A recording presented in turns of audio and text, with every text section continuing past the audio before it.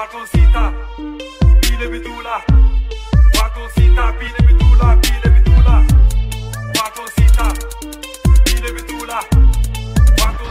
chers téléspectateurs, vous nous suivez sur la chaîne YouTube d'Ibarra TV. Vous suivez l'émission 30 minutes pour convaincre. Aujourd'hui nous sommes à Simbandi Balante. On est avec monsieur le maire de Simbandi Balante. Et bonsoir monsieur le maire. Bonsoir madame. Voilà, vous allez bien? Ça va, je vais très bien.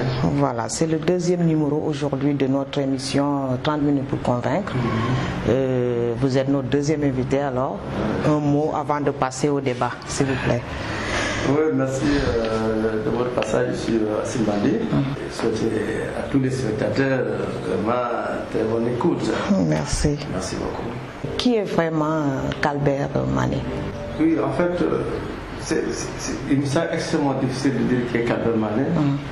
Mais à ce que je peux vous dire, juste Kalbert, c'est juste ce jeune Simbandoa du département de Goudomp qui a fait ses études au lycée de Goudomp. Après le collège de Goudomp, je suis allé au lycée d'Ignabo. J'ai fait auparavant d'abord le collège Gabriel Adams.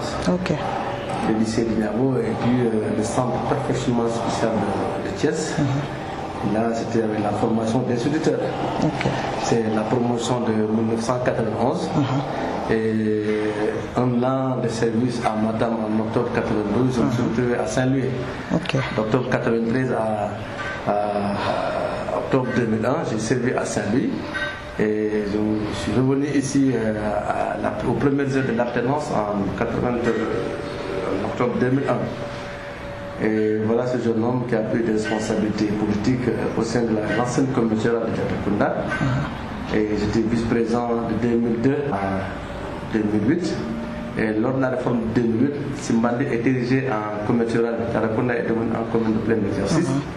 Et moi, je suis devenu le premier président de cette communauté rurale. Et la réforme donc, de l'acte de la décentralisation a fait passer cette ancienne communauté rurale en commune de plein exercice. Donc je suis encore le premier maire. Voilà ce jeune garçon qui a un parcours un peu particulier, qui est au service des populations, qui a une forme d'humilité envers les gens, beaucoup de respect pour les autres, qui préfère vivre avec les couches les plus démunies pour relever le défi, qui préfère toujours être dans les difficultés, pouvoir comprendre comment les choses se passent, donc pour pouvoir vraiment résoudre les problèmes des populations. C'est pourquoi j'ai accepté, comme les gens de Simbandi, ceux du département de Ressé, de vivre ici dans ce département, donc pour vraiment relever les grands défis de l'heure. Donc voilà ce jeune Simbandois qui aime vraiment. En tant que jeune maire de la commune, je peux savoir quelles sont vos réalisations? Oui, vous savez, en 30 minutes pour dire les réalisations, ça va être, mais je peux quand même condenser. Voilà. C'est ce jeune qui a poussé un peu le sport par la clôture du terrain de football. C'est ce jeune qui a construit le poste de santé à sa femme, un poste transfrontalier au moment où personne n'osait prendre la responsabilité d'aller là-bas. J'ai osé le faire. C'est ce jeune garçon qui est au service de l'éducation. D'abord, en tant qu'éducateur, les gens ne pourront pas comprendre que je ne sers pas correctement l'éducation. Moi, je suis un produit du ministère de l'Éducation nationale. Donc, vraiment, c'est un secteur qui me tient à cœur. Qui est là pour éclairer le chemin aux braves femmes, à nos braves sœurs, à nos braves mamans, à l'organisation. Aujourd'hui, nous sommes à plus de 50, en tout cas, GE, qui sont déjà reconnus administrativement, et qui est là aussi au service de la jeunesse. Nous appuyons beaucoup les jeunes par la formation, mais aussi, surtout, en termes d'appui dans les organisations et autres. Ça, c'est très important. Ces jeunes mères aussi qui est toujours dans le social. Vous savez que nous avons une culture locale, la plus grande culture locale du département. Donc il y a énormément d'urgences qu'il faut régler. Donc voilà, grosso modo, pour les réalisations, je préfère quand même que vous prenez votre caméra, vous allez faire le tour de Simbandi, vous allez faire le tour des villages, vous allez vous en rendre compte, nous avons fait énormément de mini-forages, nous avons construit tout récemment salle de classe type. que vous allez faire le tour de la Casamance, vous n'allez pas le voir. Donc c'est une classe très bien carrelée qui a été construite avec la banque allemande. Et là aussi, c'est le fruit de la bonne gouvernance. Cette commune a bénéficié 2 fois des fonds de la bonne gouvernance de la coopération allemande. Nous avons bénéficié aussi des apports du PNDL, le Programme national de développement. De 2010 à nos jours, le PNDL a injecté dans cette commune plus de 80 millions. Donc ça, c'est quelque chose de très important à signaler. Et nous avons aussi le budget consolidé de l'État, le budget consolidé d'investissement de l'État, qui nous a donc octroyé pas mal d'argent pour vraiment réaliser tout cela avec les populations. Et c'est des réalisations qui sont physiques. Vous pouvez aller sur le terrain, vous allez les voir. Donc voilà, en ce moment, on est en train de construire un terrain de basket pour la jeunesse parce que les gens avaient l'habitude de faire du football. Là, il faut changer un peu. Déjà, on a le marché quotidien qui est déjà prêt. Bientôt, les femmes vont rejoindre là-bas. Ça nous permet quand même de capter des capitaux qui puissent nous permettre de faire d'autres investissements. Tout à fait. Donc, en ce moment, nous sommes en parfaite collaboration avec les partenaires suisses, Nouvelle Planète et Performance Afrique qui est basée donc à Thiès. La Performance Afrique a quand même contribué, en tout cas au développement de cette commune. Ils ont construit plus de 3 unités de transformation. Une unité de transformation de Kadio à Simbandi, une unité de transformation de fruits et légumes à Atufa, une unité de transformation qui est déjà opérationnelle d'huile de palme. Et en ce moment, nous sommes en train de construire une unité de transformation donc de riz. Et vous formez en même temps les femmes? Oui, en ce moment, il y a un séminaire qui est fini hier. Et pour chaque étape, avant la construction, il y a une formation qui suit, avant la fin de la construction. Donc les acteurs sont suffisamment ouillés en matière donc, de gestion de finances, etc. et en matière de l'organisation, parce qu'on ne peut pas construire une unité sans pourtant vraiment mettre un comité de gestion pour que cette unité puisse vivre pendant des années. Tout à fait. Donc pour ce qui est autour de ça, vraiment, nous avons fourni vraiment beaucoup d'efforts par rapport à ça. D'accord. Ok. Donc nous allons passer aux investitures. Comment vous engagez dans les investitures? Comment vous voyez Peut-être avant de parler un peu des investitures, je voulais juste aussi profiter de l'occasion aussi remercier le peuple américain. Parce que nous avons de très bonnes relations avec le peuple américain qui est venu vraiment à notre secours. Ils nous ont construit 2 pistes. Et chaque piste, ça fait plus de 100 millions. Ça, c'est très important. Quand vous prenez la piste Simbandi Balan jusqu'à Angoré, c'est une piste qui est opérationnelle. Vous êtes à 10 minutes vraiment de la frontière. Ça, c'est extraordinaire. Ça, c'est juste, nous avons pu négocier cela et ils nous ont pu le faire. C'est en même temps aussi la piste Karamba-Safan. Ça a été fait. Aujourd'hui, les populations ne se plaignent pas. Si vous allez vous rendre compte vraiment de ce qu'il y a. C'est pourquoi je ne peux pas passer. Donc, vraiment, les actions sans dire merci au peuple américain. C'est très important. Concernant en tout cas les investiteurs, vous savez que le département de Goulom est un département très particulier. Aujourd'hui, les défis sont très nombreux. C'est pourquoi, lors des investitures que nous avons connues à Goulom, il y a eu beaucoup de candidatures, parce que chaque personne avait l'ambition, en tout cas, d'amener le département à un niveau supérieur. D'ailleurs, je voudrais savoir qui a été choisi pour... Oui, pour le moment, je préfère, en tant que membre du comité directeur, je préfère ne pas, en tout cas, me prononcer sur ça, parce qu'à l'issue de la rencontre, les 10 candidats, il y avait 12 candidats au départ, 2 ont cédé à ma faveur, les autres ont préféré donc maintenir leur candidature. Mais au terme de cette rencontre, il a été convenu à l'unanimité que si le parti choisit une personne, tout le monde va accepter la décision du comité directeur et tout le monde va se plier à cette décision, tout le monde va se mettre au travail. C'est ce qui a été décidé ensemble avec les membres des différentes sections. Chaque section était représentée par 5 délégués. Les maires et leurs adjoints étaient membres de droit. Le parti a envoyé un commissaire. Avec le Parti démocratique sénégalais n'est pas un petit parti, nous avons l'expérience des élections et il est impensable vraiment d'organiser de telles rencontres sans pourtant amener un commissaire. Nous avons envoyé des commissaires dans tous les départements et Goulom a reçu son commissaire. Le travail s'est passé, il n'y a pas d'échauffourée, il n'y a pas d'histoire parce que nous avons compris qu'il y a d'autres attentes qui ressortent plus que les histoires. Et c'est ça qui est le plus important. Donc en tout cas, pour le moment, si je vous dis que vraiment tout le monde est parti favori parce que tout le monde se bat là, je voulais opérer. Tout le monde. Et que pensez-vous de Gorgui Seydi? Oui, en réalité, Gorgui, c'est un cousin à moi. La candidature de Gorgui, c'est une candidature cachée qui portait certainement la candidature du maire de Simbandi. Que vous allez lui en demander, il vous en dira plus. Et aujourd'hui, tout le monde sait que dans le département de Goulom, ce qui se passe. au PDS. Tout le monde sait, en tout cas, ce que veulent les populations. Aujourd'hui, faites le tour du département. Les gens, vous allez vous rendre compte. Voilà, les populations ne voulons que telle ou telle personne soit notre candidat. Donc vous savez que nous, les politiques, nous fatiguons beaucoup les populations. Parce que là, nous décidons, ils ne sont pas là-bas. Donc en décidant, des fois on décide de 100 heures, on programme 100 heures. Des fois c'est ça qui nous fait mal. Mais si on laissait aujourd'hui les populations à faire le choix, à organiser les primaires, en tout cas, je pense que je ne dirais pas que le maire de Simbandi sera parmi, en tout cas, les favoris, mais il sera en tout cas certainement quelqu'un qui sera investi directement.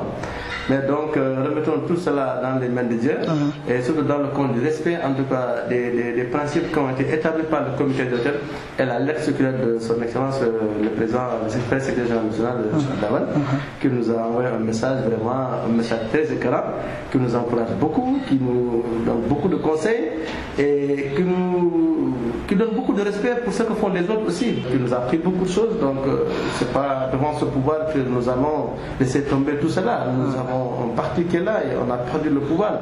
Il ne s'agit pas de transimer, il s'agit donc de se battre. Ah oui, parce qu'il y a plein de... Oui, bon, il y a plein de transimences.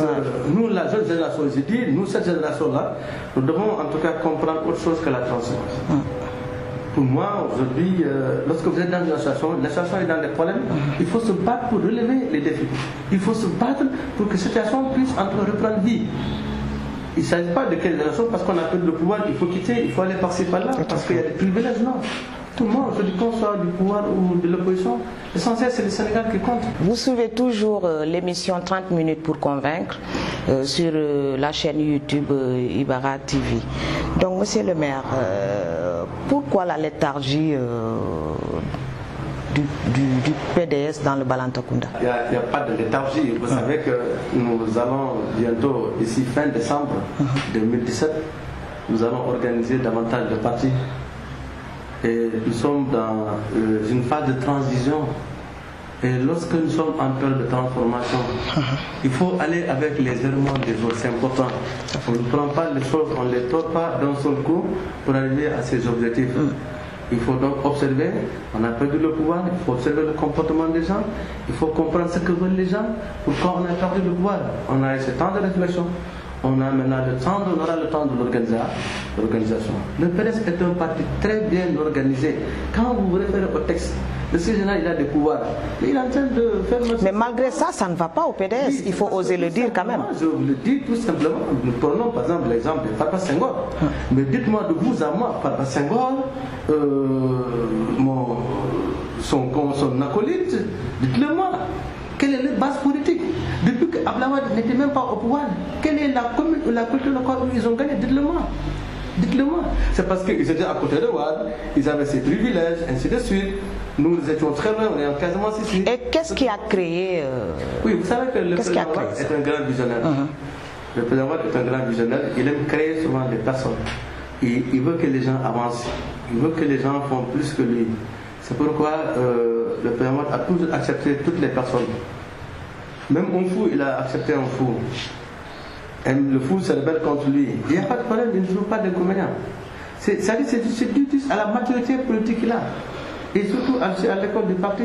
Quand on est dans un parti, il y a des comportements qu'on doit avoir. Il faut aimer le parti. Ce n'est pas l'argent qui importe. Tous ceux qui étaient animés par l'argent autour du pays, ils sont tous partis par les fonds politiques. Ils sont tous partis. Mais nous, on n'a jamais eu quelque chose du président en termes financiers. Mais c'est que nous avons eu une bonne éducation. Préparer la règle, c'est ce que nous avons au pays du président. Comment marcher le parti, comment faire en sorte que le parti puisse aller à l'avant, comment régler les problèmes des populations. C'est ça qu'on nous a appris. Et c'est cette ligne-là que nous sommes en train de suivre. Nous, ce n'est pas la ligne financière, sinon on allait partir chez le président. Et la chose la plus importante, madame, c'est qu'il faut souligner que le PDS est un parti qui a beaucoup d'espérance. Regardez à la différence de l'Alliance pour la République, le parti au pouvoir. Regardez cette différence-là. Ils n'étaient pas capables d'envoyer des commissaires dans des départements. Ça, c'est l'espérance politique. Vous savez que nous, on est bien organisés. On a envoyé les commissaires dans tous les départements du Sénégal. Et là où il y a des difficultés, les gens ont essayé de construire les gens. Mais pourtant, ils viennent du PDS. Oui, mais vous savez, ils n'étaient pas là pour... en tout cas, ce que j'avais dit tout à l'heure. Nous sommes là pour la bonne marche du parti. Nous avons des orientations qui sont définies. si celui qui ne se retrouve pas dans ces zones-là, il est libre de partir. Mais dites-moi, je vous l'ai dit, tous ceux qui font partie là aujourd'hui, qu'est-ce qu'ils représentaient dans ce parti? Toutes les victoires, c'est nous qui donnons ces victoires au président Wade. Parce que c'était des amitiés qui les liaient avec le président Wade. Mais si on avait les mêmes privilèges, on n'allait pas parler de Farba Senghor, on n'allait parler de Famara Kalbel Mané, on n'allait parler d'Amatou Diallo, qui s'est battu depuis des années, qui a fait ses preuves dans ce département, qui a subi toutes les oppressions ici. Mais il est resté digne. Voilà un homme digne. Et pourtant, tu as l'impression que des fois les gens, ils ne l'aiment pas. Parce qu'ils veulent qu'il quitte la place qu'il occupe de président de fédération au profit des personnes qui viennent d'arriver et qui vont vendre le parti à d'autres partis. Nous n'avons pas accepté cela. Nous sommes très bien organisés dans ce département. Quand nous organisons des réunions, toutes les sections sont représentées. Quand nous organisons des réunions... En parlant d'organisation, oui. Est-ce que vous êtes dans les dispositions de pouvoir destituer Mme Mariama Mané? Oui, en fait, vous savez qu'elle, c'est une sœur. Moi, j'ai demandé, en tout cas, je le dis et je le redis, à tous les candidats de ce département-là, qui étaient candidats de la région même de Sédou, ils n'ont qu'à nous faire un bilan. Ils n'ont qu'à nous faire un bilan, nous dire que voilà, dans la législature, voilà ce que nous avons fait, voilà ce que nous avons défendu à l'Assemblée, voilà au titre d'appui, voilà ce qu'on a fait, les audiences qu'on a organisées avec le président de la République, les audiences qu'on a organisées au niveau des ministères, les démarches effectuées, ils n'ont qu'à nous le dire. Si réellement ils veulent être réinvestis par les populations. En tout cas, à ma connaissance, ici, je n'ai jamais reçu un député qui est venu ici changer avec la collectivité locale. Je n'aime pas parler des personnes parce que pour moi, ce qui est important, c'est les problèmes que rencontrent les populations. C'est les orientations que nous, en tant que politique, allons faire à ces braves populations. Mais il ne s'agit pas de narguer les gens autour des questions de finances que lorsqu'il y a des élections, parce qu'il y a de l'argent qu'on a, de l'argent qu'on a envoyé aux gens, il faut aller corrompre les gens dans les maisons pour qu'on vote pour eux. Mais les populations de sont mûres maintenant, sont très mûres. Donc, ceux qui ont été députés, ils n'ont qu'à faire un bilan. À la fin de mon mandat de maire, je vais faire un bilan. Chaque année, je fais un bilan. Donc, ils n'ont qu'à faire un bilan. S'ils ne font pas un bilan, je demande à leur parti de ne pas les investir. Ah oui, même si je suis de l'opposition. Pourquoi les investir là? Vous élisez quelqu'un qui ne peut même pas rendre service à son président. Vous élisez quelqu'un qui ne peut même pas rendre service à son parti. Vous voulez l'investir encore? Allez-y. Vous nous suivez toujours sur la chaîne YouTube d'Ibara TV, toujours dans 30 minutes pour convaincre avec le maire Kalbert Mané. Nous allons continuer, le maire. Que pensez-vous de la gestion de l'APR dans la commune en général au Sénégal? Aujourd'hui, le parti pouvoir ne gère pas en fait la commune. Aujourd'hui, les populations ont choisi un maire qui gère la commune, ils ont fait leur choix. Donc nous travaillons vraiment en fonction des politiques définies par l'État. Il n'y a pas de différence, il n'y a pas un parti PDS, un parti APR qui gère le pouvoir. Donc nous gérons le pouvoir en fonction des orientations définies par le chef de l'État au niveau macro. C'est là-bas où nous puisons, nous faisons nos planifications sur le plan Sénégal émergent parce que les nouvelles autorités ont décidé comme ça. On est obligé de suivre. Tout ça, il n'y a pas de problème. Mais quant aux autres formes d'organisation d'un parti, d'un quelconque parti, nous n'entrons pas dans ces détails parce que le président Wade nous a toujours il nous a appris, en tout cas, à se regarder soi-même avant de regarder les autres. Moi, je préfère nous regarder nous-mêmes, parler de nos problèmes, les difficultés que nous rencontrons pour la gestion du parti. Mais je ne connais pas les textes de l'APR, ce qui les régit, je ne connais pas. Je sais que c'est une association qui a été créée tout au début, du président élu. Donc, Dieu leur a donné la chance d'arriver au pouvoir. Donc, Dieu merci, tant mieux pour eux. Donc, ils sont en train de gérer ce qu'ils doivent gérer. Nous gérons ce que nous sommes en train de gérer. Et notre cadeau, c'est d'être encore plus proche des populations. Comprendre en tout cas ce que veulent ces gens-là. Régler le problème, c'est ça le plus important.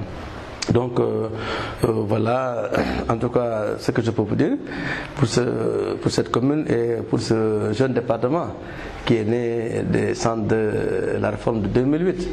Donc il y a beaucoup de choses qui restent à faire, hein, vous savez, quand vous faites le parcours. Et je pense qu'à partir du 30 mai, il y a l'agence régionale qui va publier même les résultats des évaluations des collectivités territoriales. Vous allez un peu comprendre un peu ce qui se passe. Je ne vais pas peut-être m'attarder à vous dire, mais aujourd'hui nous sommes presque à 85% des investissements, hein, je vous le dis, nous sommes à 85% des planifications qu'on a fait qui sont déjà investis. Donc à ce titre, on n'a pas tellement de problèmes, mais pour l'essentiel, il y a encore des défis à relever dans ce département concernant l'électrification. Vous savez qu'il y a un grand déficit de branchement au niveau des villages. On a des villages très importants qui n'ont pas accès à l'électricité. Ça, il faut se battre pour que les populations puissent avoir. Vraiment, on n'aura jamais honte de le faire. La question de l'eau aujourd'hui, mais il est impensable qu'à Goudomp, que les gens ne puissent pas avoir par exemple de l'eau courante tous les jours. Il faut des heures, des minutes pour qu'on vous dise, voilà, à telle heure vous allez avoir de l'eau. Mais ça, mais nous sommes dans quel pays? Nous sommes au Sénégal. Au moment où on nous dit que nous avons le PPDC en Casamance, nous n'avons pas le PUDC en Casamance, le PUDC c'est dans la zone nord du pays. Moi j'avais interpellé M. le Premier ministre lors du lancement du PUDC. Je lui avais dit, M. le Premier ministre, vous nous avez convoqués ici, à Dakar, mais que le PUDC ne concerne pas la Casamance naturelle. Mais il nous avait répondu que le PUDC n'est pas en Casamance, mais la Casamance a le PPDC. Mais dites-moi, madame, le PPDC, qu'est-ce que le PPDC a fait en termes de force? Qu'est-ce que le PPDC a fait pour les populations de Goudomp? Rien du tout. Seulement les accompagnements au niveau donc de la vallée, ils sont en train de faire, ils sont en train maintenant un peu de changer de démarche. Oui. Mais nous ne sentons pas. Dites-moi ce que le PUDC avait ici. En tout cas, si on évalue dans la zone de Louga, Matam, Podor, mais là, nous, on n'évalue rien du tout. Dites-moi un forage qui a été construit par le PUDC, il n'y en a pas. Vous allez faire le tour du village, on a des problèmes d'eau ici. Mais nous sommes au Sénégal, nous ne sommes pas en Guinée-Bissau. Nous sommes au Sénégal, nous sommes en Guinée-Bissau. Et c'est pourquoi nous avons pris le bon chemin. Et les populations vont suivre ce bon chemin-là. Parce qu'ils savent que nous sommes là pour défendre leurs intérêts. Pas des gens à qui on a donné les mandats, qui ont été à l'Assemblée nationale, ils ne sont même pas capables d'organiser des choses pour leur population. Pas des gens qui ont le conseil départemental, on ne les entend pas sur les questions de l'heure. Il y a des questions sur lesquelles nous devons les entendre. Parce que nous les avons donné le pouvoir pour qu'ils règlent ces problèmes-là. Ils ont battu campagne pour ça. Et ils doivent se prononcer sur ces questions-là. Ce n'est pas dans les bureaux. Il y a des rencontres ou des grandes rencontres où les gens sont là-bas. Il faut interpeller les ministres.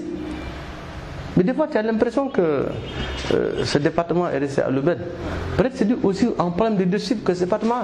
Il y a un véritable problème de leadership ici. Personne ne veut céder à l'autre. Ça aussi, c'est le problème de nous, hommes politiques ici. Mais les populations vous demandent, ils vont trancher bientôt. Ils vont bientôt trancher. Et nous allons porter ce département à un niveau. Mais nous avons toutes les potentialités dans ce département, madame. Rien ne nous manque ici. Il suffit d'un petit organisation. Mais regardez aujourd'hui, l'ANACAD, mais c'est plus de 5 milliards. Mais allez dans les maisons, demandez à chaque famille qu'est-ce que vous avez. C'est plus de 5 milliards. Aujourd'hui, le gouvernement doit prendre des mesures pour donner, en tout cas, de la valeur à l'ANACAD. Organiser les populations. Est-ce que vous voyez? Donc mettre les magasins, faire de l'ANACAD comme en tout cas comme on l'a fait lors de Sabodola. Donc on n'a pas voté une loi à l'Assemblée nationale.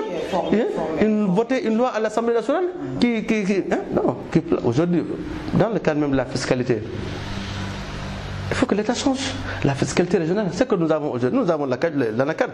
Mais quand vous allez à Matam, eux ils ont le phosphate. Vous allez à Taïba, ils ont le phosphate.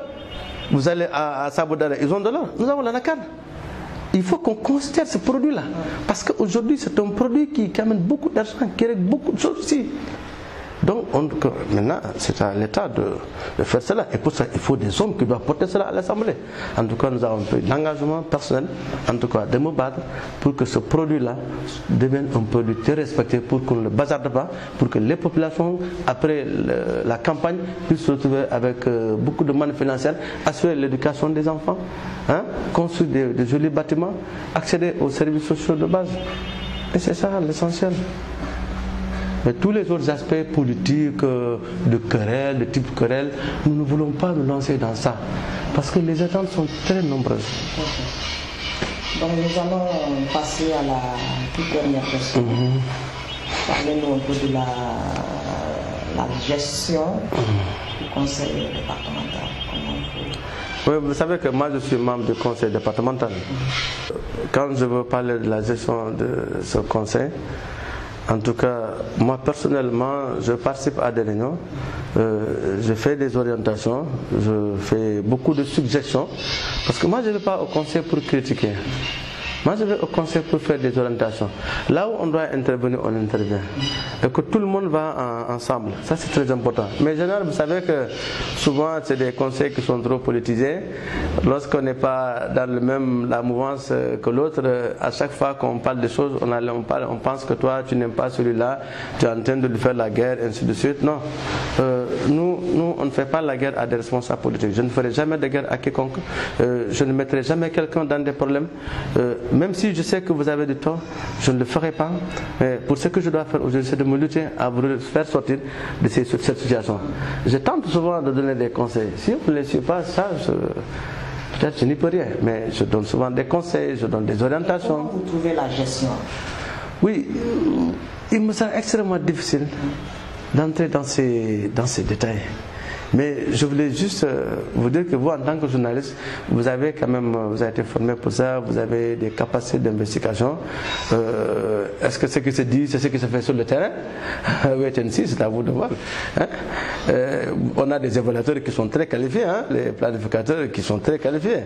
Hein? Il faut aller voir. Bon, vous allez attendre aussi les mesures de performance, parce que les conseils départementaux, ils ont été audités. Hein? Donc, on va attendre les résultats le 30 mai. Vous aurez un peu l'avant-goût de cela. On veut résoudre pas mal de problèmes pour les populations, mais il faut des hommes engagés qui puissent porter auprès du chef de l'État les attentes des populations. Vous savez, le président de la République, il n'est pas là pour les gens de la paix, hein? Ça je vous le dis. Il a été élu par le peuple sénégalais. Il ne sait même pas si c'est les gens de la paix qui l'ont élu. Il est là pour le peuple sénégalais. Il est là à l'écoute de tout le monde. Et il est très sensible. Des fois, les gens ne lui disent pas la vérité. On ne lui dit pas ce qui se passe dans le Goudomp. Non, on ne lui dit pas la vérité. Tous les responsables politiques qui sont là à ses côtés ne lui disent pas la vérité. Ce que Goudomp est en train de vivre aujourd'hui, allez à Goudomp, vous allez voir ce qu'ils sont en train de vivre. Si vous voulez l'eau tout de suite là, il faut attendre 18h ou bien 20h pour avoir de l'eau. Est-ce que le président est au courant? Il n'est pas au courant. Au niveau de l'Assemblée, on n'en parle même pas du tout. Dites-moi, quel député durant son mandat qui parle des problèmes d'eau ici, qui parle des problèmes d'électricité, qui parle des problèmes d'infrastructure aujourd'hui? Non, il n'y en a pas. À part peut-être le ministre de l'Éducation, qui vient souvent ici, oui. Lui, moi, en tant qu'opposant, je peux dire, oui, ce monsieur-là, au moins, il a fait des efforts. Il vient dans le département, il fait des tournées. Le ministre de l'Éducation, ils apprécient bien sa démarche. Mais les autres, où sont-ils? Le ministre de l'Élevage. Et pourtant, il y a combien de vols de bétail dans ce département-là? Elle n'a jamais été présente ici. Elle n'est jamais venue ici à Goudomp. Dites-moi, quand est-ce qu'elle est venue ici? Dites-le. Où sont nos éleveurs? Il faut l'inviter. L'inviter qui? Mais il a une mission, le ministre. Merci. Le mot de la fin, monsieur. Voilà. Voilà, mais vraiment, surtout aussi rendre grâce à Dieu, à mes parents, surtout aussi à la jeunesse du département, à ces grandes populations qui sont là dans ce département, pour la confiance qu'ils ont portée à ma modeste personne. Et je crois que j'ai pris conscience, j'ai pris acte de la déclaration, même si les choses ne sont pas encore claires. Mais remercie aussi la chaîne de télévision Ibara, qu'on pense qu'en tout cas d'ici 2 ans, ils vont implanter le local ici à Simbandibana. Et en tout cas, je suis prêt à vous accompagner dans ce projet pour vous octroyer pourquoi pas un terrain.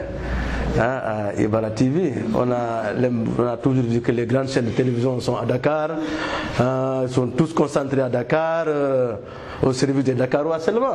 Donc il faut être au service du monde rural. Le monde rural a ses réalités. Donc c'est pourquoi je voulais vraiment souhaiter à tous une très longue vie. Que Dieu nous donne cette intelligence, cette force, cette capacité de vivre ensemble, de partager la gestion avec les autres, avec toutes les filles et filles du territoire, qui à chaque appel, je leur lance des appels pour qu'ils viennent, ils retournent au niveau de leur zone de base, venir travailler avec les autres qui sont là. Dans le cadre de la complémentarité, la diaspora aussi, nous les invitons à venir encore. Il ne faut pas qu'ils dorment là-bas. En général, quand on est à la tête, on revient, on n'a plus de force. Au moins, on a ces forces-là. Il faut revenir. Il faut revenir travailler. Ah, le département est là pour tout le monde. Moi, je tends la main à tout le monde. Et je voulais que tout le monde m'accompagne dans cette députation, pour qu'on puisse remporter très large les élections, comme on a l'habitude de le faire. Et Inch'Allah Rabbi, nous demandons au Tout-Puissant, en tout cas, de protéger cette chaîne de télévision à tous les niveaux. Donc, souhaiter que vraiment les choses puissent aller à l'avant. Il est bon d'aller explorer au plus profond pour voir ce qui se passe. Que ceux qui sont de l'autre côté puissent comprendre que on a dû se tromper, mais qu'on peut se rectifier. C'est sur ces mots-là que vraiment demander pardon à tous, parce que il n'est pas évident que lorsqu'on est devant, on peut souvent poser des actes dont on ne se rend pas compte. Cela ne relève pas de votre infériorité à ne pas gérer les choses, mais surtout c'est lui-même même qui est comme ça. Notre nature voudrait que nous fassions des erreurs, que souvent nous ne rendons pas souvent compte de ce qu'on fait contre les autres. Mais si tel est le cas, je demande aussi pardon à tout ce beau monde-là et leur souhaiter très longue vie. Et surtout aux malades, avec une pensée pieuse à ceux qui nous ont quittés. Ils nous ont quittés non pas parce qu'ils ont fait quelque chose au bon Dieu, c'est parce que c'est le moment qui est arrivé. Donc voilà un peu le mot de la fin. Merci, monsieur le maire. Merci beaucoup. De nous avoir accueillis aujourd'hui dans votre bureau. Merci, merci. Merci, chers téléspectateurs. Nous sommes au terme de cette émission, 30 minutes pour convaincre. On était aujourd'hui à Simbandi Balante avec le maire Kalbert Mané qui nous a reçus dans son bureau. Merci à tous et à très bientôt pour un nouveau numéro de 30 minutes pour convaincre. À bientôt.